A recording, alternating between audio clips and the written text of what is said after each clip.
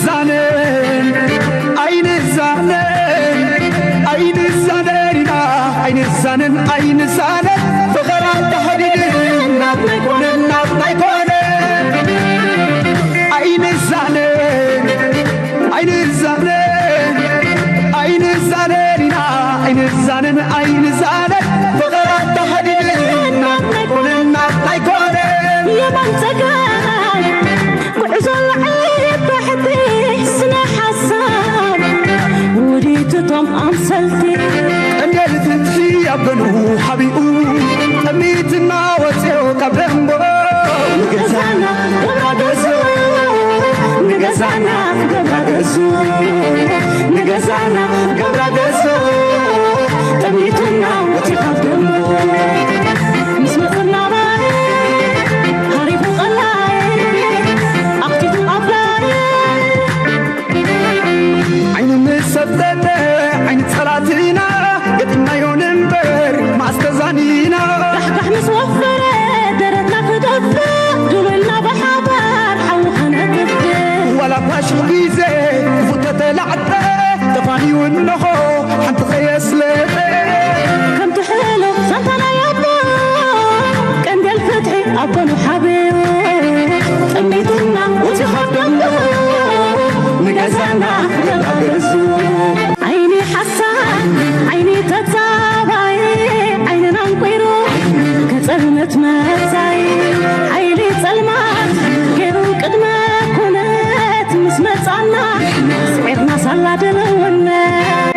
دلونتنا دلونات دلونتنا دلونات دلونت دلونات ذهبنا هلاونات دلونتنا دلونات دلونت دلونات دلونت دلونات ذهبنا هلاونات زي خبابينا زغبر بفلاي بزنا هورن اوف افريكا زلو صدم نقيح بحر ملكيتو ناي سودان غداي امونغ ايرتران ايثيوبيان زلو ولا زي حرق تشحن 18 نزب سلطان دلو ايثيوبيا اب شجر زاتوه بدحري باك اب تغبرو زناي عرب اميريتس صغماتي سلازي اذا مغلص اذا اوصيلو اسكي مسو تحدزو اي ثينك غيزي دلو خون كنحسبولو غنا منالبات No, I think it is كم تاني بلست أنا هنا Emirates is playing this game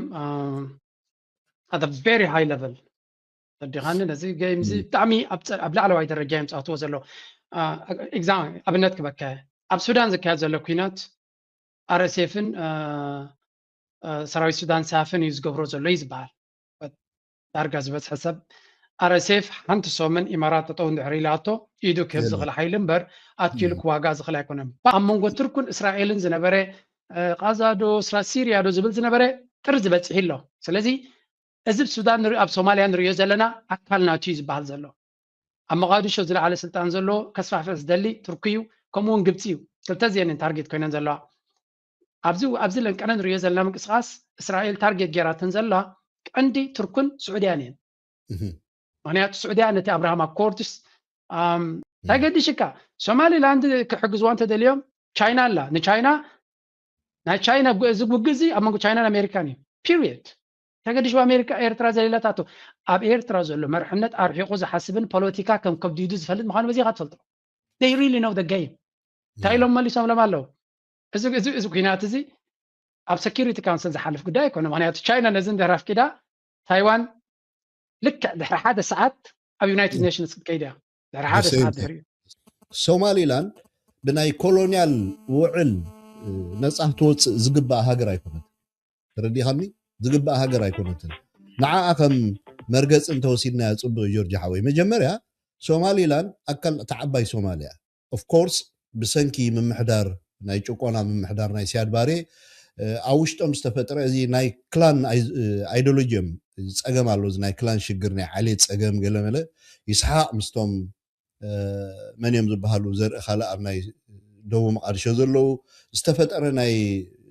ፓወር ስትራግል መብዛሕቱ ትውሽጥ ዝነበረ صغمም ማራሲ አንተ ወይ ኮንዶም ንገሮም ዝብል ሓደ ጽሑፍ መጽኒ ፖስት ገሬ ነይረ ኣብቲ I hope ከተንብባ ዚኣ ፖስት ገሬ ነይረ تا بريكن يا تبل the United Arab Emirates had condemned እስራኤልስ ሪኮግኒሽን ይድብል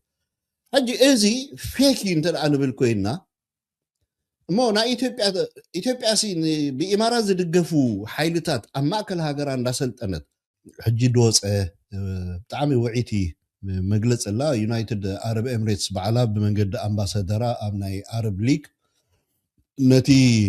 እስራኤል ወሲዳቶ ዘላ ኣፍልጦ ንሶማሊላንድ ኮንደም ንጌራቶ ኣላ ኮንደም ንጌራቶ ማለት ተቃዊማቶ ኣላ ዩናይትድ አረብ ኤምሬትስ አይ ቲንክ እዚ ፌክ እዩ እንታይ ዓይነት ድራማ እዩ ዝስራሕ ዘሎ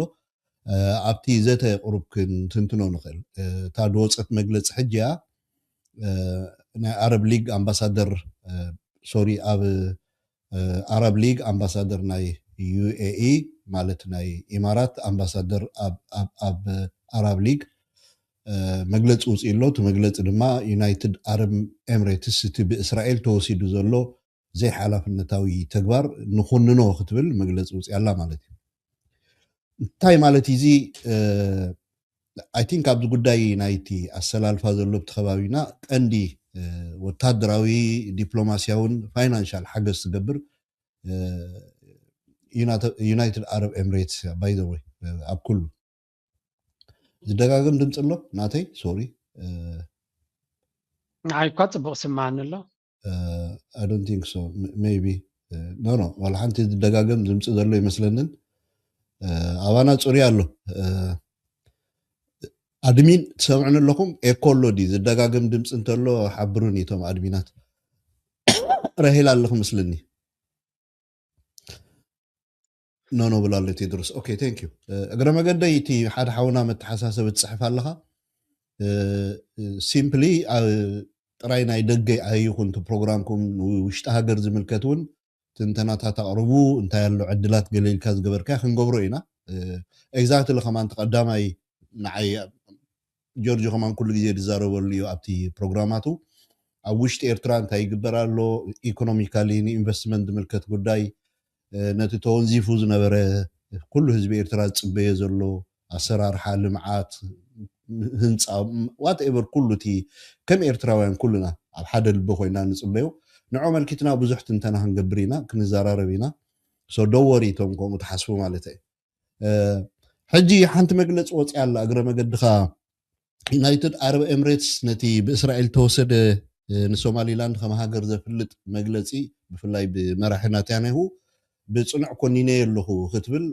ዩናይትድ አረብ ኤምሬትስ መግለፂ ውፅእ ኣላ በቲ ናታ ኣምባሳደር ማለት ኣብ አረብ ሊግ ዘሎ ኣምባሳደር ናይ ዩናይትድ አረብ ኤምሬትስ ኣውፅኣትላ እንታይ ማለት እዚ አይ ቲንክ እዚ ጉዳይ እዚ እንተዳ ርኢናዮ ከምዚ ዓንተይ ክትገልፆ ዝፅናሕካ ብድሕሪ እዚ ኩሉ ኣብዚ ከባቢና ዝግበር ብፍላይ ኣብዚ ናይ ሆርን ኦፍ ኣፍሪቃ ዘሎ ፀገም ንቀይሕ ባሕሪ መልኪቱ ናይ ሱዳን ጉዳይ ኣብ መንጎ ኤርትራን ኢትዮጵያን ዘሎ ዋላ እዚ ድሕሪ 2018 ነዚ ስልጣን ዘሎ ኢትዮጵያ ኣብ ሽግር ዘእተወ ብድሕሪ ባካ ኣብ ትገብሮ ዝናይ አረብ ኤምሬትስ ፀገማት እዩ ስለዚ እዚ መግለፂ እዚ ከዓ ወፂእ ኣሎ እስኪ ምስኡ ተሓሓዞ አይ ቲንክ ግዜ ደልኸውን ክንሓስበሉ ግና ምናልባት No, I think it is ከምታ ንብሎ ፀናሕና Emirates is playing this game at a very high level ተዲኻኒ ነዚ ጌም እዚ ብጣዕሚ ኣብ ላዕለዋይ ደረጃ የምፃእትዎ ዘሎ ኤግዛም ኣብነት ክበካ ኣብ ሱዳን ዝካየድ ዘሎ ኩናት አርኤስኤፍን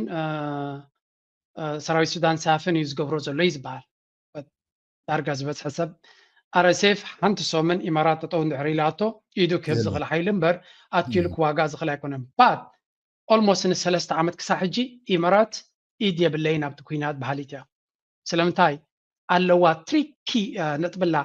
ብቐጥታ ኢማራት ፋንድ ከም ትገብሮ ዘላ ብቐጥታ ክትረኽቦ ትኽእል ነገር የለን ምክንያቱ ብሙሉ ኦርጋናይዜሽናል ሶፊስቲኬትድ ዝኾነ ቢዝነስ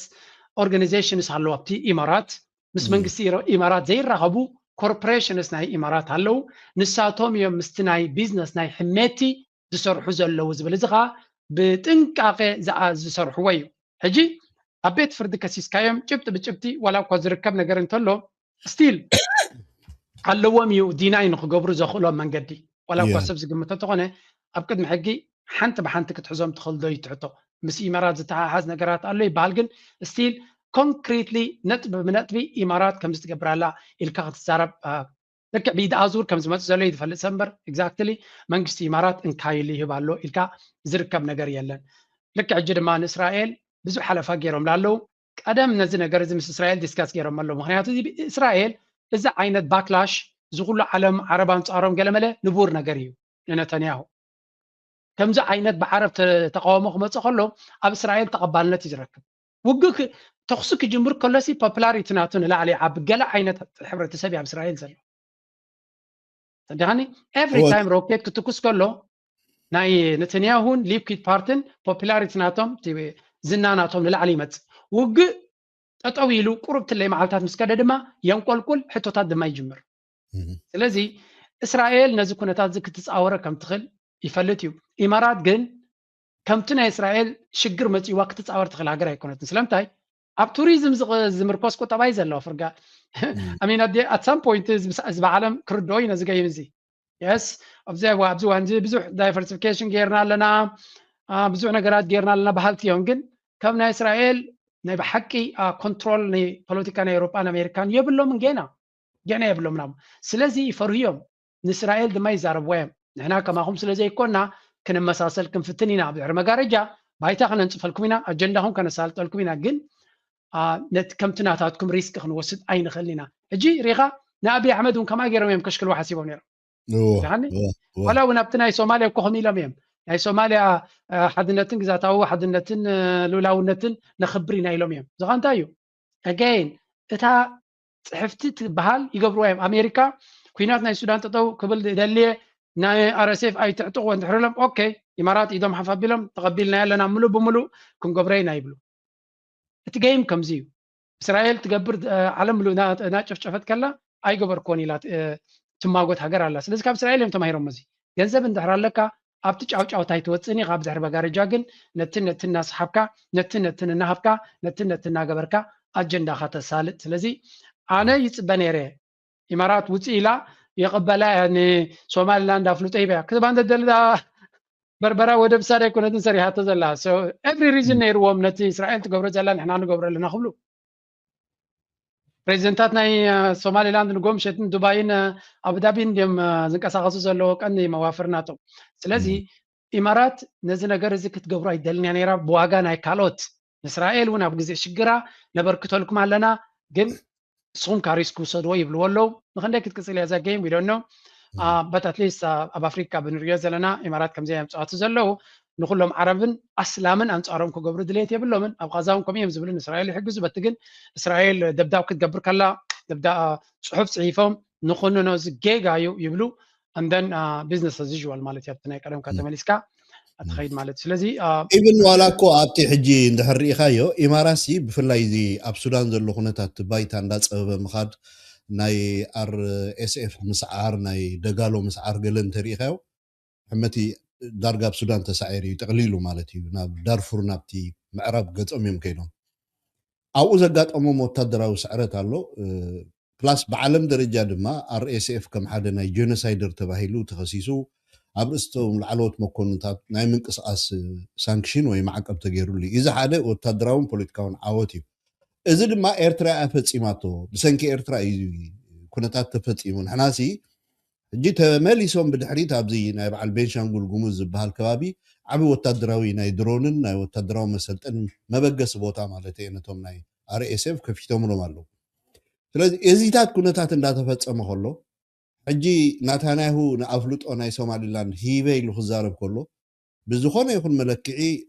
ኢማራት ብድሕሪት ኮይና ኖኖ እዚ ሉኣላውነት ናይ ሃገረ ሶማልያ ምድፋር እዩ ኣይንቕበሎን እናኽብሉ ከለዉ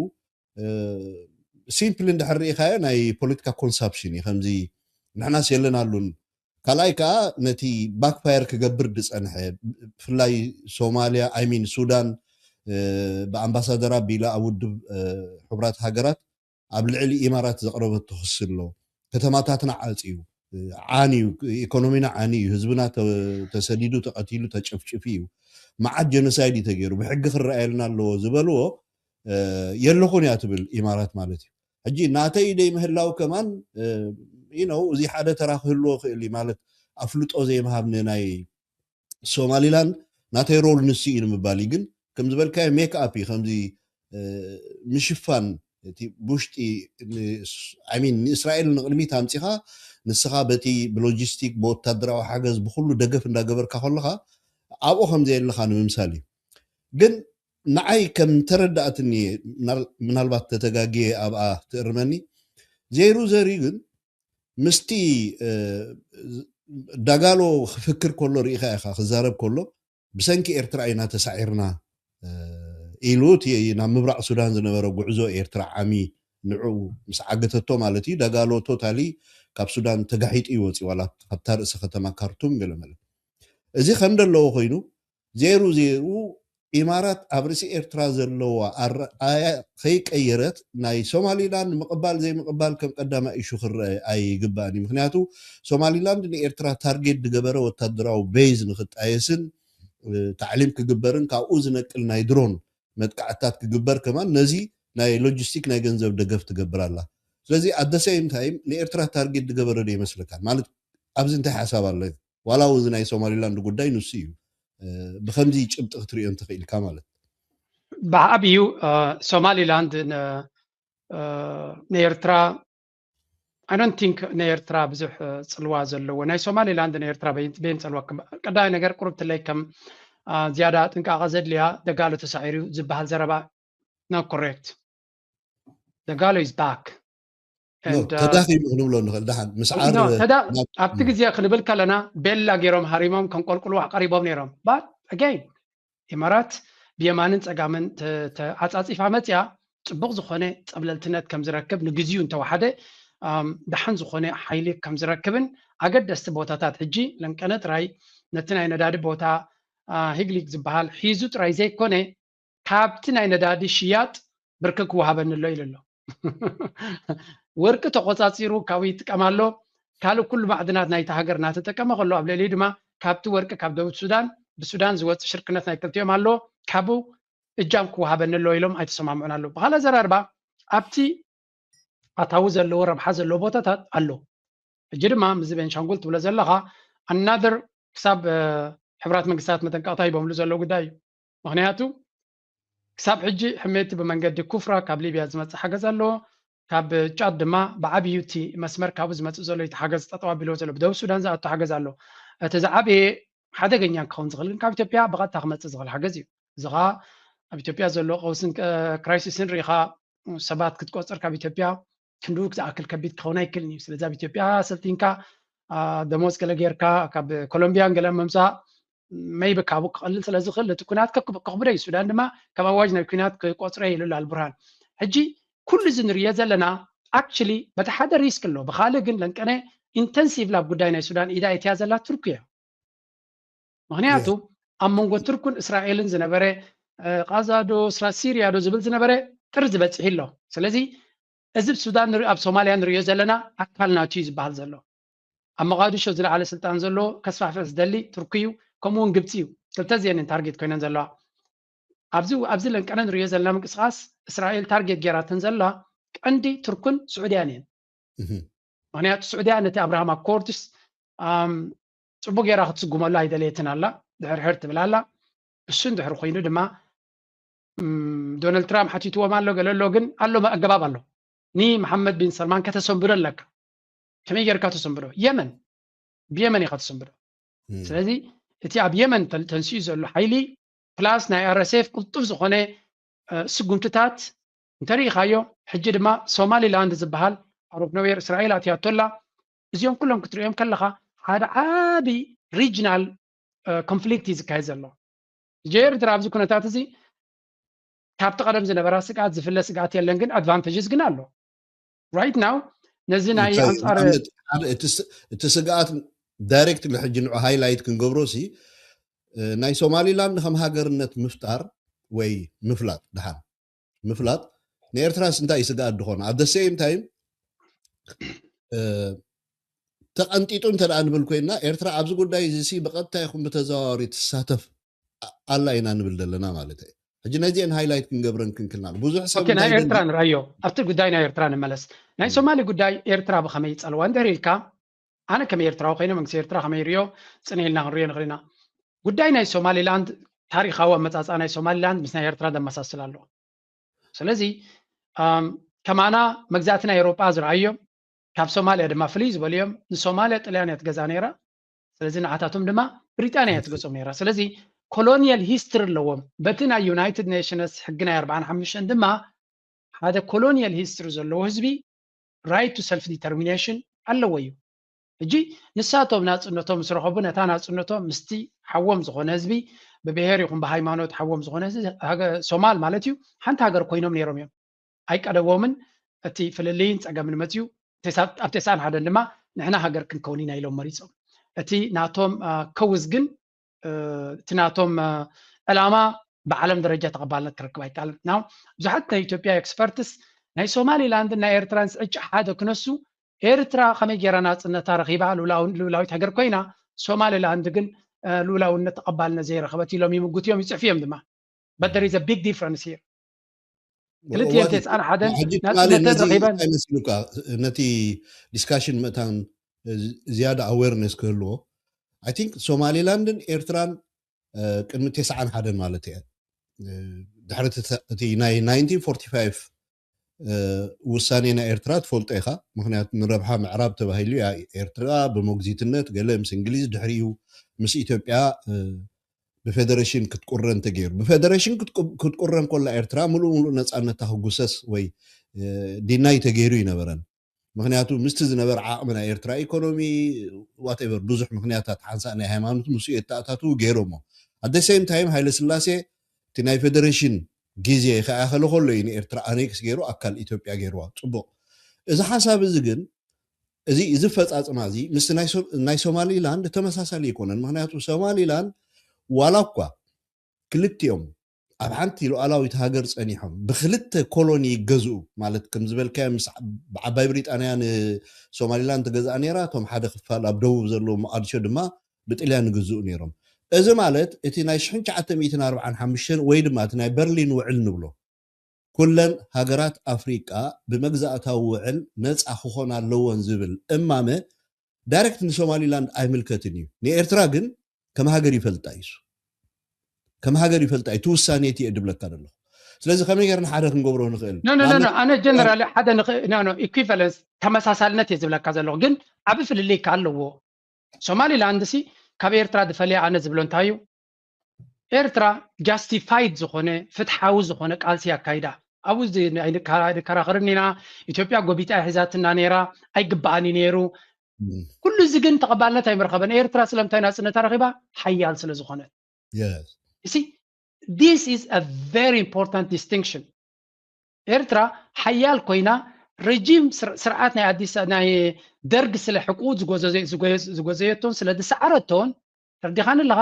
ንኢትዮጵያ እውን ክትበታትና ዓቕሚ ስለ ዝነበራ መን ንኤርትራ ክኽልክላ ዝኽእል ነዚኣ እዮም እጂ እቶም ኢትዮጵያውያን ኣብ 91 ዝነበረ ብትሩስ ቃል ናይ ግብፃዊ ኣብ ዩኤን ስለ ዝነበረ ብላብላ ኖ ቡልሽት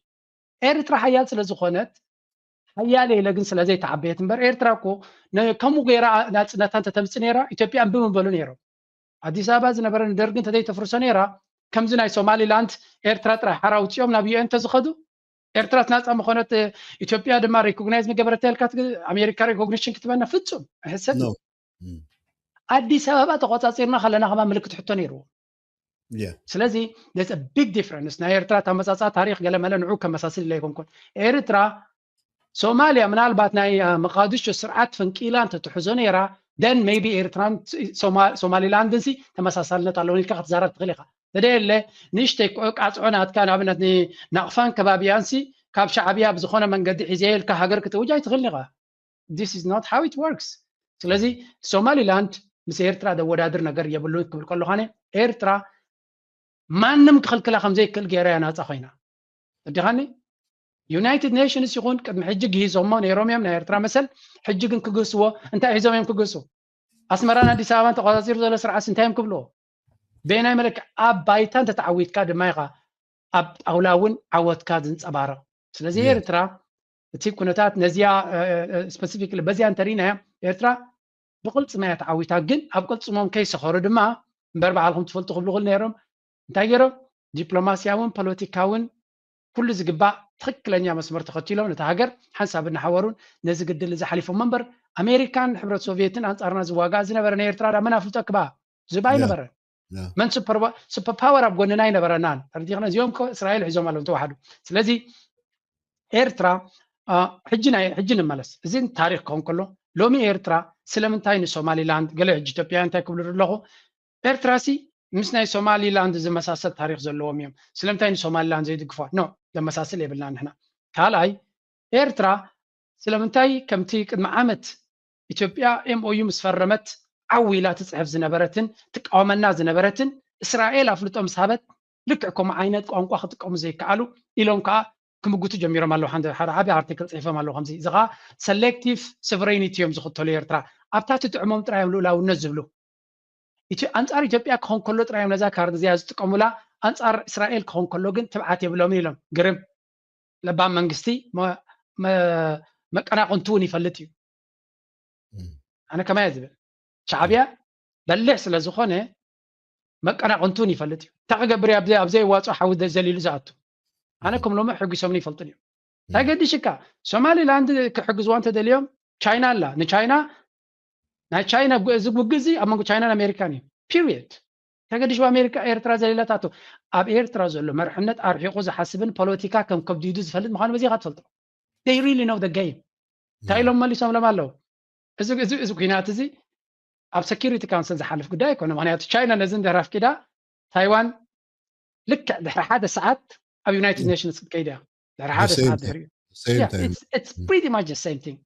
China ده ما تسألها هجر ويكلل سومالي لاندي معناته نا أمريكا غالبون خروج بيلهم تايوان زي دلن زقبر زلويهم سلزي this is actually China's fight لهم اللي يرتري China veto power اللوا Security Council permanent member يا plus Putin أنت أرام كوسنا كلني سلزي there's no way in hell أب Security Council كحلف زقود دايزي سلزي أب Security Council تزي حليف دما حدا يلومي تصحيف اللين يرو ميت هجرات أفلتو زهبوا كوسوفة بهالهجر الله recognition قديه بالله so it's not about Israel تقبل كان maybe كابتز اللي هو قرب بروفايلهم كعبي غلخون but at the end of the day زي نا geopolitical games اللي زلوا إيرترا أبزيد لياكوينات كتأتو أي جبان أي دلني أنا this is not our fight نحن لازم الكات قد يكونن جن إيرترا تم كتب الكاية واتس أني نيرابزي that's also another important one أجد سنة بيو إيرترا دمس كتب نيروا تا دمس زهبتا وندقفو نقاو مغنا يبلو مانغو يم هزما حدا غزي مانغو تكون لك مانغو تكون لك إيرترا نشتي هاجريا سيز انتي قديشنا انصار إسرائيل ديق زبل كوينات زاوجنا انصار أمريكا حيال بوزيشن حيزنا كالت أقام ذاتنا no كالت أقامات لنا we just want to have أنا نزقور بابتنا يفتفو مني حالي لو مني بد نعطي priority إيرترايو سلزي whatever إيرترا زربح تقينو I'm good with it إيرترا زربح تراي سلزي قبورو أبزي أقول دايزيا عابي كومبليمنت لنا أنا كم زانا حجي كمان أخيفهم نايفلتوني أبكالي هذا غزي زك آمنا قرات على النزياجن perfectly calculated and perfect زخنا أبن ملسيه لي أنا مهنياتو زي أقول داينا أنا تملكت قول داي أيكونتن ناتنا situation سوماليلاند هاجر كوينا كل الكوينا زغير نجر يلن مهنياتو إسرائيل أكبابينا بزح بوتات هلا أنت دليل أخذ مسؤول تدخل من قدي they have no problem نحنا ناي typical مثال نا إسرائيل كبهاجرهم تتوكسا بنا كوتس أخلي so بفلوينا أنا سوماليلاند سلز مثلا security challenges مثلا يلن أبي أحمد إثيوبيا بعبيه مجبرين أتومي so if they want أكبابينا يمزلوا سلزي نحنا سوماليلاند هاجر تكون يتكون سوماليا لولاو نتا جن ناي سوماليا لولاو نت فرق كله سق مبالكا ريسكيو مهنياتو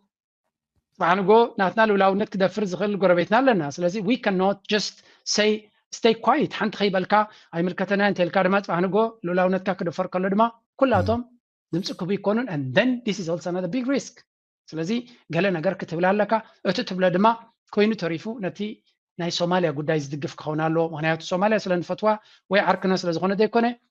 علم لخاو حقك تفرس لتفتن دال إسرائيل let's stand with مستي charter نا United Nations نا حبرات أفريقيا نا كالوتن مسينا نسمع إلكا إيرترا دمان إسرائيل بغالات هذا نخوننا يبلتن بر إذا صوت هذا صبوا غير تردينا له حدش هيكونن نوي حوانك سرح لس أنعيو نابيك غير كم زخونة تردينا لو جن كسلتكم هيكونن فليتنا لنا هاي لهم simple ግን እቲ ምስላጥን እንደ ምስላጥን ኣናዘር ኢሹ ግን ሓደ ነገር ኣሎ ከምዚ ዓንተ ይድበልከ ኤርትራ ንእሽተይ ሃገር እያ ኣብዚ ከባቢ ዝኽፍጥር ዝኽእል ዘይሕጋዊ ነገራት ድሓን ኢቭን ሶማሊላንድ ሲ ካብቲ ዓባይ ሶማልያ ከም ነፃ ሃገር ምፍላጥ ማለት ኢንተርናሽናል ሕጊ ምጥሓስ እዩ ከምዚ ኤርትራ ውፅያቶ ዘላ ሕጂ ሓተታ ልክዕ እኮ እዩ ዓንተ ወይ እታ ጭብጢ እንታይ መስለካ ሃይላይት ክንገብራ ዘለና ሶማሊላንድ ብናይ ኮሎኒያል ውዕል ነፃ ትወፅእ ዝግባእ ሃገር ኣይኮነት ተረዲኻኒ ዝግባእ ሃገር ኣይኮነትን ንዓኣ ከም መርገፅ እንተወሲድና ፅቡቅ ጆርጅ ሓወይ መጀመርያ ሶማሊላንድ ኣካል ተዓባይ ሶማልያ ኦፍ ኮርስ ብሰንኪ ምምሕዳር ናይ ጭቆና ምምሕዳር ናይ ሲያድ ባሬ ኣብ ውሽጦም ዝተፈጥረ እዚ ናይ ክላን ኣይዲዮሎጂዮም ፀገም ኣሎ እዚ ናይ ክላን ሽግር ናይ ዓሌት ፀገም ገለመለ ይስሓቅ ምስቶም መን እዮም ዝበሃሉ ዘርኢ ካልእ ኣብ ናይ ደቡብ መቃድሾ ዘለው ዝተፈጠረ ናይ ፓወር ስትራግል እዩ መብዛሕትኡ እቲ ውሽጢ ዝነበረ ፀገሞም ልክዕኡ ከምቲ ሳቶም ኣብ 989 ከባቢ ናይ ሲያድ ባሬ መንግስቲ ብነፈርቲ ገይሩ ብናይ ሩስያ ሓገዝ ብነፈርቲ ገይሩ ኣብዚ ሕጂ ሶማሊላንድ ሃርጌሳ ዝበሃል ብዙሕ ደብዳብ ገይሩ ሰላማዊ ሰብ ጨፍጪፉ ገለ ዘቕርብዎ ኢሹ እምበር ንሳቶም ከም ሃገር ከቁመና ዝኽእል ናይ ኮሎኒ ውዕል ወይ ኣግሪመንት ኣለና እዚ ኣግሪመንት እዚ ብመሰልና ስለተጣሕሰ ኣይኮነን ናይ ሃገርነት ሕቶ ዘልዕሉ ተጨቂና ተረገፅና ኢና ድብል እዩ እዚ መብዛሕትኡ ኣብ ብዙሓት ሃገራት ዘጋጥም ሽግር እዩ ምናልባት ወጣባ እዚኣ ሕጂ ዋላ ንስኻ ትግራይ ሃገር ክንከውንና ዝብሉ እንታይ ታሪክ ስለ ዘለዎም ድዩ ኖ ናይ ኢትዮጵያ ፍሉይ ድገብሮ በዓላቶም ዘተኣታትውሉ እዚ ናይ ፌደሬሽን ስርዒ ሕግታት ኣሎ ምናልባት ኢትዮጵያ እቲ ጃስቲፋይ ፍትሓዊ ሕቶ ናይ ህዝቢ ሶማሊላንድ ኣነ ዲናይ ክገብሮ ይደልን እዩ እቲ ህዝቢ ናፅነቱ ዝደሊ ተኮይኑ ኣሚን ኤርትራውያን ኢና ንሕና ናፅነትና ብዙሕ ዋጋ ከፊልና ኢና ፅንሓኒ ጆርጅ ኣወዳእኒ ሞ እንታይ ድብለካ ዘለኹ እቲ ኮመን ስታተስ ናይ ክልቲኡ ህዝብታት ምርኣይ ከገድስ ሓደ ናይቲ ዓባይ ሶማልያ ናይ ዲሞክራሲ ሕቶ እንድሕር ኮይኑ ናይ ዲሞክራሲ ቃልሲ ይኸውን ዝኽእል ናይ ነፃነት ሕቶ ናይ ምንፃል ሕቶ ይኮነን ዓንተ ወይ ኣቐሚጥካ ኢኻ ናይ ኤርትራ ሕቶ ናይ ምንፃል ሕቶ ይነበረን ምስ ኢትዮጵያ ናይ ኤርትራ ሕቶ ናይ ሃገርነት ሕቶ እዩ ኤርትራ ኣኔክስያ ተገይራ እምበር ካብ ኢትዮጵያ ብሰንኪ ጭቆናስ ክንፀሊና ዝብል ሓሳብ ኣይኮነናትና ላይክ ከምዚ ናይ ትግራይ ኦር ናይ ኣምሓራ ናይ ገለ ኦኬ ብሕገ መንግስቲ ናታቶም ሪፈረንደም ገይሮም ህዝቦም ኣድሚፁ ክንፀሉ ገለ እዚ ካልእ ኣርስቲ ናይ ኤርትራ ግን ፍሉይ ድገብሮ ኤርትራ ሃገር ክኸውን ድግባኣኒ ብሓይሊ ኣነ ኣካል ኢትዮጵያ ተገይረ በቃ እዚያ ስለዚ ናይ ምንፃል ሕቶ ይኮነና ኤርትራ ተጨቂና ብኢትዮጵያ ወስለት ተረገፅና ወይ ስለተዓፈና ይኮናን ኖ እቲ ዓፈና እቲ ምርጋፅ ድሓር ድሕርቲ ኣኔክስ ዝመፀ እዩ እሱ ናይ ግድን እዩ ግን ሕቶና ፖለቲካል ሕቶና እንታይ እዩ ሃገርና ነፃ ሃገር እያ እያታ ሕቶ ነይራ ብኡ ከዓ ተመሊሳ ከምቲ ዓንተ ዝበልካዮ ነዊሕ ዘረባ ይከይድኒ ናይ ሶማሊላንድ ግን ኢንተርናል ኣፌር እዩ ኣብ ውሽጦም ዘሎ ፀገሞም ክሳዕ ተነፂሎም ናብ ሃገር ከኺዶም ዝኽእል ሕቶ ኣለዎም ብረታዊ ቃልሲ ካይዶም ኦፍኮርስ ድሓር ዲፋክቶ ስቴት ገይሮም ዲፋክቶ ስቴት ዝገበርሉ ምክንያት ድማ ሶማልያ ብምውዳቕ እምበር እቲ ኣብ ሶማልያ ዝነበረ ናይ መቃድሾ መንግስቲ ሬዚስት ገይሩ ተሃገር ኣብ ዝሓለፈ 30 ዓመታት እንተድመርሓ ነይሩ ዝያድ ባሬ ጥራይ ደይኮኖ ናይ መንግስቲ ምቅያራት ነይሩ ተዝኸውን ሶማሊላንድ ኣዝ ዲፋክቶ ስቴት ክትቅፅል ኣይምኽኣለትን ነይራ ሶማሊላንድ ዲፋክቶ ስቴት ኮይና ናይ ሃገርነት ሕቶ ዘልዕለት መቃድሾ ስለ ዝወደቐ እዩ መቃድሾ መንግስቲ ይነበረን ሕድሕድ ኩናት መፅዩ ዝሓሸ ሰላምን ምርግጋእን ከዓ ኣብ ሰሜን ሶማልያ ነይሩ ስለዚ እዚ ጥራይ ንበይኑ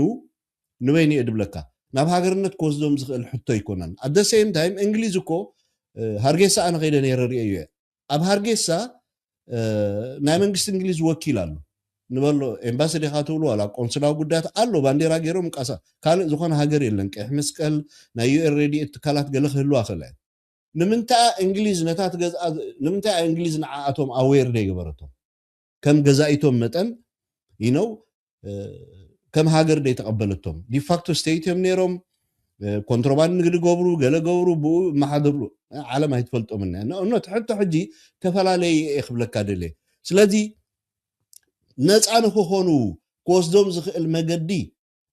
ኣብ ውሽጦም ብዝፍጠር ሕገ መንግስታዊ መሰል እዩ ተዓባይ ሶማልያ በዓላ እዞም ህዝብታት ዚኣቶም እሶም ጥራይ ደይኮነ ናይ ፑንትላንድ ሕተሎ ናይ ሶማሊላንድ ሕተሎ ናይ ካልኦት ሕተሎ ኣብ ውሽጦም ኣብ ጠረጴዛ ዝፈትሕዎ ሽግር እምበር ሓንቲ ሃገር ስለተቀበለቶም ወይ ስለዝነፀገቶም ናይ ሃገርነት መሰሎም ምክልካል ምፍቃድን ዝከኣል ኣይመስለንን at the same time ናይ እስራኤል ጉዳይ እታ ቀንዲ ተኣስኳል ናይ እስራኤል ንምንታይም እስራኤል ኣብዛ ዓዝያ እዚ ሕግዚ እዚ ስርዓት እዚ እዚ ካይዳ እዚ ሂስቶሪካል ኣመጻጽኣ ናይ ሶማልያ እንዳፈለጡ ከለው ከምዚ ዓይነት ብድፍረት ሮል ክጻወቱ ንኣብነት ናታንያሁ ነስጉምቲ ዝወሰዶስ ንምንታይ ይትብል እዩ ሰብ ክርዳእ ዝግብኦ ኤርትራ ኣብዚ ጉዳይ ዝሃበቶ መግለፂ ርግጽ እዩ ነይሩ ኣነ እኳ ትማሊ ኤርትራ ስቕ ክትብል ከም ትንፈልጦ ገለ ስቕ ክትብል ያ ዝብል እምነት ነይሩ ግን ሕፅር ብዝበለት መግለፂ ዝሃብዎ ማሕበረሰብ ዓለም ሓላፍነቱ ክሽከም ኣሎ ስፔሻሊ ቻይና ማለት ሕጂ ኤርትራ ገዚፍ ቦምቢ ኣደርብያትሎ ምክንያቱ ቻይና ንሶማሊላንድ ዝግበር ናይ ሃገርነት ኣፍልጦ ስቂል ክንተሪኢኽዮ በቲ ናይ ቪቶ ፓወር ዘለካ ዓቕሚ ፅባሕ ንጎ ናይ ታይዋን ሕተውን ከምኡ እዩ ማለት እዩ ኣደስ ምንታይም ካልኦ ሃገራት እውን ከምኡ ፀገም ኣለውን ስለዚ ክብለካ ደልየ ሶማልያ ናይ እስራኤል ኣፍልጦ መሃብ ተተጋጊ ኣርመኒ ኢትዮጵያ ምዝጋጢምዋ ዘሎ ክራይሲስ ናይ ወደብን ናይ ባሕሪ ኣክሰስን ናይ ምርካብ ክራይሲስ ሓገዝ ገይሮም ከምቲ ኣቢ ብዘይ ሓላፍነታዊ መገዲ ንሶማሊላንድ ሃገር ክትኮኑ ክንፈልጠኩም ሲ 200 ተርቢዒት ሜትር ስፍሓት ዘለዎ ሃቡና እማ ሃገር ክትኮኑ ኢኹም ተፈራሪሙ ኸይዲ ምስቲ ፕሬዚደንት ናይ ሶማሊላንድ አዲስ አበባ መጪኻ ህዝቢ ኢትዮጵያ ነጊሩ ህዝቢ ኢትዮጵያ ማኪና ሒዙ ዋጣ ሒዙ ቢቢቢ ኢሉ ኢትዮጵያ ታሪኻዊ ወደብ ረኺባ ሳላ ዝመራሒና ብሩኽ መራሒና ገለ ኢሎም ሆሆ ኮይኑ ኢትዮጵያ ሶምን ከይመልአ ኣብ አንካራ ዝተገበረ ውዕል ርኢና ኢና ኢትዮጵያ ናብ ሶማሊላንድ ንምምላስ ዶ መስለካ እዚ ድፍኢት ናይ እስራኤል at the same time ድማ ኣብይ ዝገብሮ ዘሎ ኮንትሪቢሽን ንዓኣቶም ዝኾነ ተኸፋለ ነገር ክህልዎ ኣሎ ኣብይ ሓደ ነገር ክወፅበሎ ካብ ኤርትራ ክረኽቦ እንድሕር ደይከኣለ ምስ ኤርትራ ተዋጊኢ ድዩ ዋላ ምስ ኤርትራ ኔጎሲየት ገይሩ ክረኽቦ እንድሕር ደይክኢሉ ስለዚ ክሕግዝዎ ክእልሎም በዓል ኢማራት ንኣብይ ኣትሊስት ነዚ ፈጢርዎ ዘሎ ሓይሊ ባሕሪ ይኹን ካልእ ከስፍረሉ ዝኽእል ቤዝ ክረክብ ክኽእል ኣለዎ ምክንያቱ ኣብ እኮ የገልግል እዩ ዘሎ ክፍፈልካ ኣለዎ ማለት ስለዚ ንኣብን ምፅጋዕ ኢሉ ተወስደ ስጉምቲ ዶ መስለካ ኣነ ከምኡ ኢሉ መስለኒ ኣነስ ኣብ ክሳዕ ክንዱ ኣቓልቦ ናይ እስራኤል ዲሲሽን ዘለዎ ይመስለኒ ንኣቢ ሓንቶ ወይ እንታይ ኢለንካ ብድሕሪት ናይ እስራኤል ሲ ኢማራት ኣለዉ ኢልና ተሰማሚዕና ኢና ዋላ እኳ ኢማራት ሕጂ ዲና ይተገበሩ ኣብዚ መግለፂ ኢማራት ሲ ዓንተ ወይ ኮንዶም ንገይሮም ዝብል ሓደ ፅሑፍ መፂኒ ፖስት ገይረ ነይረ ኣብቲ አይሆፕ ከተንብባ እዚኣ ፖስት ገይረ ነይረ እታ ብሬክን እያ ትብል the United Arab Emirates had condemned Israel's recognition ይብል ሕጂ እዚ ፌክ እንተደኣ ንብል ኮይና እሞ ናይ ኢትዮጵያ ሲ ብኢማራት ዝድገፉ ሓይልታት ኣብ ማእከል ሃገራ እንዳሰልጠነት ክልተ ታርጌት ድገብር እዩ ኣብዚ ከዓ ትፅቢት ኣሎ ደቡብ ሱዳን ሳልቫኪር ከምቲ ትማሊ ኢንዲያስ ኒውስሌተር ኣውፂዎ ዘሎ ሳልቫኪር at the same time ልክዕ ከም ናይ እስራኤል ንሶማሊላንድ ከም ሃገርነት ኣፍልጦ ክህባ ዝተነጊርዎ ኣሎ እዩ ድብል ሕጂ ንፅበለና ኣነ ሜይቢ ሎ መዓልቲ ክወፅ ኢላ ሓሲበ ነይረ ግን ፅባሕ ወይ ድሕር ፅባሕ ሳልቫኪር ንሶማሊላንድ ሃገር ከም ሃገር ተቐቢልና ያለና ገለ ክብሉ ማለት እዩ ቢኮዝ ንሳቶም ብዙሕ ግዜ ኣብ ተዓባይ ሱዳን ዘለዎም ኣረኣያት ናይ ሰሜን ሱዳን ትፈልጦ ኢኻ ስለዚ ኢትዮጵያ ከፀግዕዋ ዝደለዩ ነገር ኣሎ ኣክሰስ ናይ ባሕሪ ክትረክብ ኢትዮጵያ ዝደለይዎ ነገር ኣሎ ንዓይ ከምኡ ጥራይ ዝረአይ እንደሎ ድልውነትና እንዲሁ ማእከል ስዕበትናትና እዮ ክፍልና እንዲሁ እዮ ኩልንትና ወትሩ ኣተጠንቀቕ ወትሩ ኣተቃሎ ዓዳም ተጎስጊስካስ ማስሪቃሳሎ ወትሩ ድልዋት ሓደ መስርዕ ኮይና ሰጊርናዮ እምበር ኩምራ ፀገማትና ወትሩ ለናበስካስ ክብርታትና መንጋስ ነገርና ዝደሊ ማሰዳሊ ግድሎ ደቂና ዘያተዳሎዩ ኣዋና ዘሎ ዘያተዳሎዩ ክብርታትና ዘሎ ትማልን ሎምን ትማልን ዋዲና ኣገብርን ቃልን ትማልን ሎምን ትማልን